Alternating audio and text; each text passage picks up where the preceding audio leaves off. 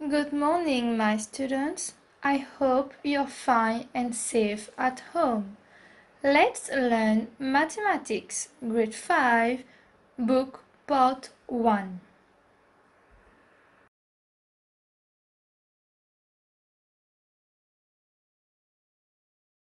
Open your book on page 75. Ouvrez votre livre à la page 75. Our topic for today will be direct proportion. Alors aujourd'hui, on va continuer avec direct proportion. On a vu hier, des fois pour répondre aux questions, va falloir chercher pour 1 d'abord. Aussi, on a vu, quand on cherche pour 1, c'est pas toujours qu'on arrive à faire la division. Des fois, il faut utiliser le fraction. Aujourd'hui, on va voir plusieurs exemples quand on n'arrive pas à faire division. Let us see the first example in the box. Tip: solving a word problem. Alisha's birthday party will cost 1,000 rupees for 4 guests. How many guests can Alisha invite if her parents can afford to spend 5,000 rupees for the party? On nous dit que Alisha va fêter son anniversaire et que si elle veut inviter 4 personnes, ça va coûter 1000 roupies. On nous demande combien de personnes est-ce qu'Alisha peut inviter si ses parents doivent dépenser 5000 roupies. Method 1. With 1000 rupees, avec 1000 roupies, 4 guests can be invited. Maintenant, toujours, faudra chercher pour 1 d'abord. With 1 rupee, 4 guests divided by 1000. On n'arrive pas à faire la division. On laisse comme ça même en fraction. On cherche ce qu'on nous a demandé. With 5000 rupees, avec 5000 roupies. La réponse sera, on utilise le fraction. Vu qu'on n'a pas la réponse pour 1, on va utiliser le fraction. 4 divided by 1000 times 5000. On utilise ce fraction pour 1 et 5000 parce qu'on cherche pour 5000 roupies. On fait diviser, on coupe les zéros. Du coup, au bas, il nous reste 1. En haut, ce sera 4 times 5. 1 au bas, on ne compte pas. La réponse sera 20 guests. Elle va pouvoir inviter 20 personnes. Now, let us see another example. Let us do number 11. Allons faire le numéro 11. 24 bottles of juice can be packed in 3 boxes. How many boxes will be needed to pack 120 bottles of juice? On nous dit que 24 bouteilles, on peut mettre ça dans 3 boîtes. Donc, on a besoin de 3 boîtes pour mettre 24 bouteilles. On nous demande de combien de boîtes on a besoin s'il faut mettre 120 bouteilles de jus. Let us see the answer. Toujours, on met 20 bottles, c'est 3 boxes. Donc, pour 24 bouteilles, on utilise 3 boîtes. Faudra chercher pour 120 bottles. On ne peut pas faire directement. Je mets question mark. Faudra chercher pour 1 bouteille d'abord. 1 bottle, ce sera 3 divided by 24. Pour 1 bouteille, on va faire 3 divisé par 24. Maintenant, on laisse en fraction. On va chercher ce qu'on nous a demandé pour 120 bouteilles. 120 bottles, ce sera, on utilise le fraction qu'on cherchait pour 1. Donc, 3 divided by 24 times 120. Maintenant, quand on a ça, il y a plusieurs possibilités. On peut maintenant faire division pour 3 et 24. On peut diviser par 3, la table 3.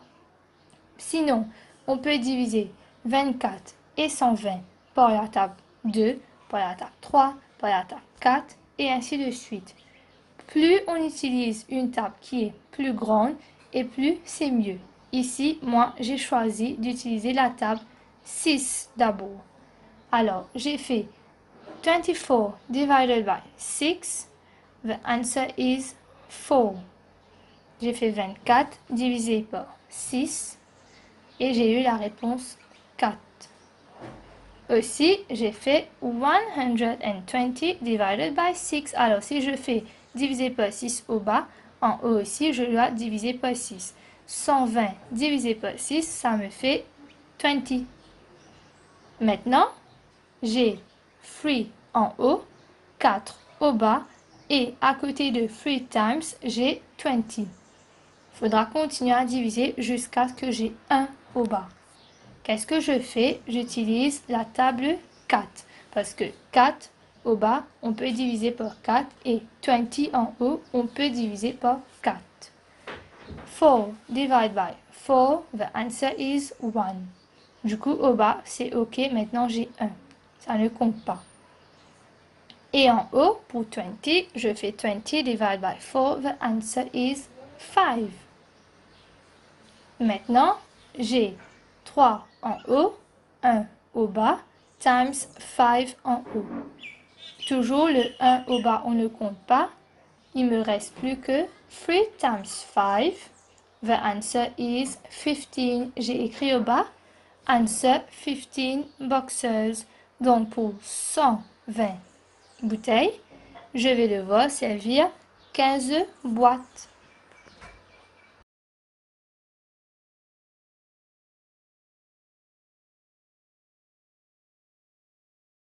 Now, let us do number 12. Allons faire un autre exemple, numéro 12. 3 people can be fed with 1 pizza. How many pizzas are needed to feed 12 people? On nous dit que avec un pizza, on arrive à nourrir 3 personnes. Combien de pizzas nous faut-il si on doit nourrir 12 personnes? Let us see the answer. 3 people, c'est 1 pizza. Alors, une pizza pour 3 personnes. D'abord, toujours, on cherche pour 1. 1 person. Pourquoi maintenant c'est people et 1 person? J'ai fait ça pour anglais, singulier et pluriel. People, c'est pour plusieurs. Et quand c'est un seul, ce sera 1 person. Alors, pour 1 person, ce sera 1 divided by 3. On laisse comme ça même. Vu qu'on n'arrive pas à faire la division, on va chercher ce qu'on nous demande. Ici, on nous demande pour 12 people. On utilise fraction qu'on avait en haut pour 1. Donc, 1 divided by 3 times 12 people. On voit que 3 en haut bas et 12 en haut, on peut diviser par la table 3. 3 divided by 3, the answer is 1. Ça, c'est au bas. Maintenant, OK. J'ai 1 au bas. C'est OK. 12 en haut. 12 divided by 3, the answer is 4. Du coup, il me reste plus que 1 times 4. Toujours le 1 au bas. On ne compte pas. Là, il me reste plus que 1 times 4. And the answer is 4 pizzas. Donc, 12 personnes, il va me falloir 4 pizzas. Comme vous le voyez, pour pouvoir faire cette fraction-là et les divisions ici, va falloir connaître vos tables par cœur. Donc, révisez vos tables. Number 13.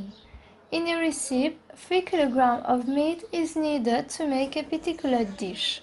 The recipe is for 10 servings. How many servings will be obtained with 15 kg of meat?